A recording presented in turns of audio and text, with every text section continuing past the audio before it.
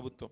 అందుకే నేనంట ఈ ప్రభుత్వం కాంగ్రెస్ ప్రభుత్వం కట్టే కొట్టే తెచ్చే అన్నట్టు చెప్పాలంటే ఏమున్నది గర్వకారణం ఈ ప్రభుత్వం చూస్తే?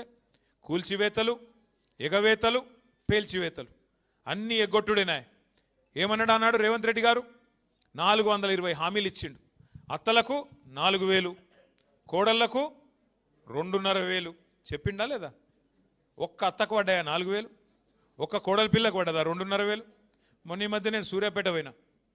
మా నాయకుడు ఒకడు సోదరుడు మా కార్యకర్త కొత్తగా పెళ్లి చేసుకుంటా అంటే ఒక నెల ఆలస్యంగా పోయినా, ఎందుకంటే పెళ్ళి అయింది. ఒక నెల అయినాక పోయినా. నేను అప్పుడు పెళ్ళికి పోలేను కాబట్టి ఇంటికి పోయినా. ఇంటికి పోగానే ఛాయ్ దాపిచ్చిర్రు, చాలా మన నీళ్ళు ఇచ్చిర్రు, ఛాయ్ దాపిచ్చిర్రు. బాగున్నావా తల్లి అన్న ఆ పెద్ద మనిషిని. ఎవరు? మా నాయకుడి అమ్మగారిని. ఏం బాగున్నా కొడుక? ఏం బాగలేనన్నది. అగో ఏమైందమ్మా అని నేనంటే, అంటే ఇక కోడలి పిల్ల వస్తుంది, నెలకు 2500 వస్తాయి అనుకున్నా, కోడలు వచ్చింది కానీ ఏం రాలే అన్నది. ఇది ఎక్కడ బాధ? నేను కోడలి పిల్లని చూస్తే ఆ పిల్ల ఇంకా గడుస్తున్నది. అత్త నువ్వు కూడా 4000 వస్తాయి అనుకున్నావు, నీకేమైనా వచ్చినాయా అని ఆమె అన్నది. ఇప్పుడు రేవంత్ రెడ్డి వల్ల అత్త కోడల పంచాయతీలు కూడా మోపోయినాయి. అంటే ఎంత దౌర్భాగ్యపు పరిస్థితి అంటే 100 రోజుల్లోనే 6 గ్యారంటీలు, 100 రోజుల్లోనే మొత్తం చేస్తా. ఎలక్షన్లకు ముందేమో దాన వీర శూర కర్ణ, ఎలక్షన్లు అయిపోయినాకనేమో కుంభకర్ణ. మర్చిపోయిండు. ఆగం. అడిగినాం అనుకో గట్టిగా, ఏమయ్యా రేవంత్ రెడ్డి గారు మరి ఇన్ని నరికితీవి కదా, ఆశాలకు 18,000 అంటివి, ఆశ చూపెడితివి, అందరికి ఏమేమో చెప్తివి, ఏమన్నా చేసినావో ఒక్కటన్నా చెప్పు ఏం సంగతి అంటే, ఎంత కండలు తిరిగిన వస్తాదైనా 3 నెలల పిల్లలు పుడితిస్తాడా?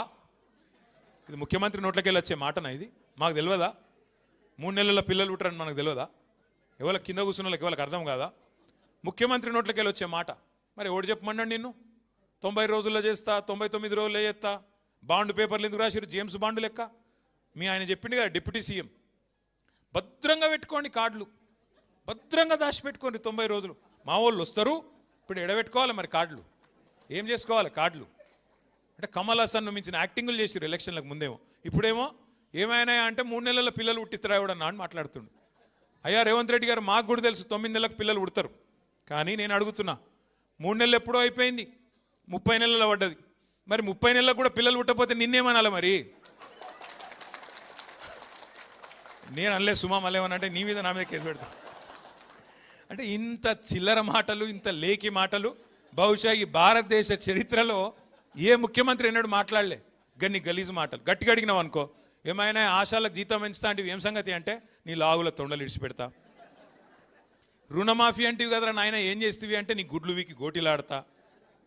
ఇంక గట్టిగా అన్నావు అనుకో, మా ఆర్టీసీ కార్మికుల అపాయింటెడ్ డే ఏమాయ్, పాపంగా శంకర్ గౌడ్ పెద్ద మనిషి చచ్చిపోయిండు, నువ్వు అబద్ధం